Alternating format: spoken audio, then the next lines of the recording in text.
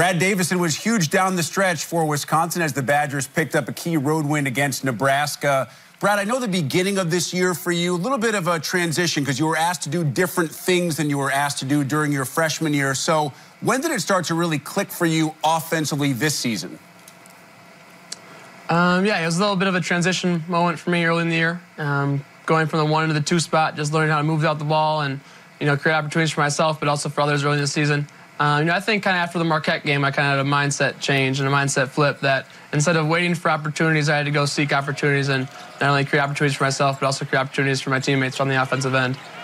Brad, it's almost the exact same roster, but because of injuries, a very different team. How different is the feel amongst the guys from last year to this year? Extremely different. I would say it all goes back to our relationships and our chemistry. I think when you go through a struggle of a season and those ups and downs, it can either, bring a team together or can drive them apart. And I think it definitely brought us together, and now you're kind of seeing the harvest of that struggle from last year and how much we grew through it with one another.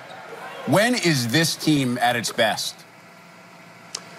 I think we're at our best when we play with one another, we stick together, and we come out with energy. I think that's Coach always says our edge is when we play with an edge. And when we come out with that sense of urgency and that energy, holding one another accountable. And I think it all starts on the defensive end. Our defensive stops and getting out in transition and taking opportunities when we can.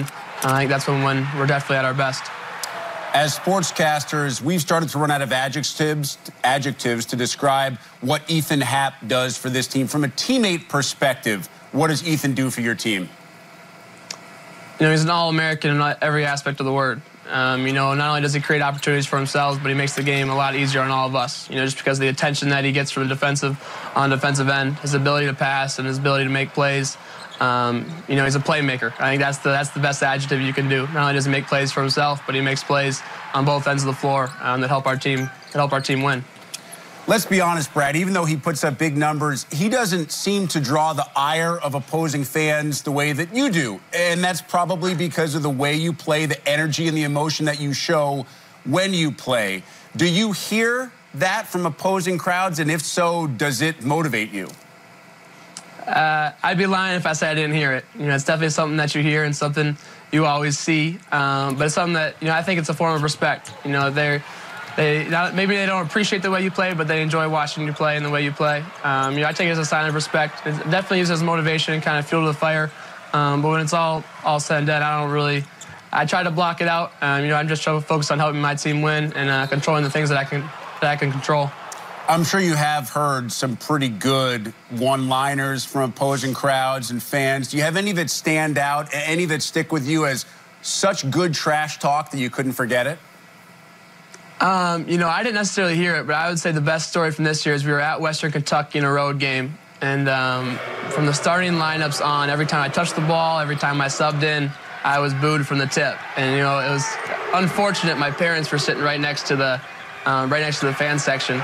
And after the game, my mom just came up to me. We lost the game, unfortunately. She came and gave me a hug. And she goes, Brad, I just want to make sure that you know that, you're loved by us and by your family and by your friends. No matter what any of the fans say, just try to block it out. And I remember, I'd say that would probably be the funniest/best moment that I've heard so far this year. That's what moms are supposed to do. They're supposed to be there to tell you that they love you no matter what. That's exactly right. All right, so part of the reason that opposing fans dislike you is because of your tendencies to try to draw charges from their favorite players. So what we're going to do here is we're going to play a little game we call Block or Charge. It's a game you should do very well at. I'm going to ask you to look at 3 clips from earlier in the year.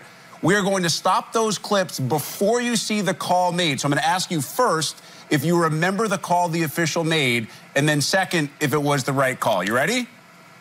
Yes, sir. Sounds like a fun game. All right, so let's go all the way back to non-conference play against NC State. This is a game, I believe, in which you drew 5 charges. There's one. What's the call? That's got to be a charge. I think I beat him to the spot.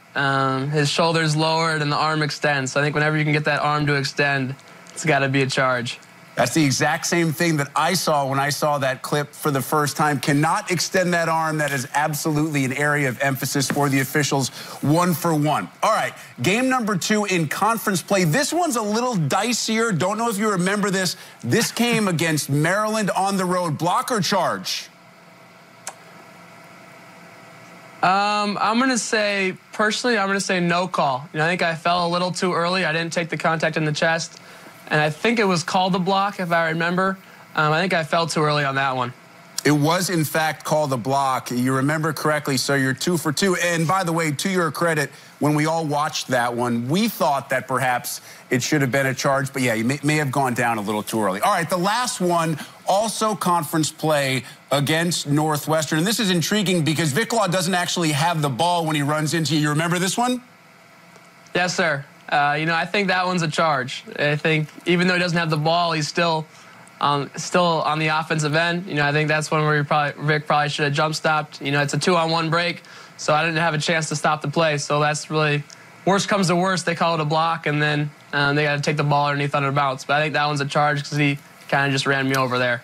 All right, so a perfect score. Is there an art to taking a charge? I don't know if there's an art, but there has to be a toughness factor and a willingness, to put your body on the line and kind of just take the hit. And I think there's that toughness factor, and also comes with a lot of preparation. Before games, I always watch the guards that I'm going to be competing against and see what kind of tendencies and what moves they like to make the most and at the end of the shot clock or in isolation situations. And then again, it's just anticipation and basketball instincts. I've been playing basketball for a long time and taking charges for a long time, so it's kind of become a knack for me. And it's also a willingness to take some contact, something that you got used to as a quarterback for Maple Grove High School. How much you miss football these days? These days, not as much as in the fall when I get to watch the Badgers at Camp Randall. I definitely, during football season, I miss it. It's like a missing piece in my heart. But a lot of my best friends are on the football team here, so I kind of live through them when I get to watch them in the fall on Saturday mornings here at Camp Randall. You didn't get a secret call from Coach Christ at any point this season when Alex Hornibrook went down with that concussion injury, did you? No, I did not. I would love to put the pads on one more time, but we have some unfinished business to take over down the street at the Kohl Center this year. Yeah, I think Coach Gard would have a little something to say about that invitation, though I'm sure it would be fun. Brad Davison, good stuff as always. Congrats on the recent winning streak. Best of luck to you guys the rest of the way.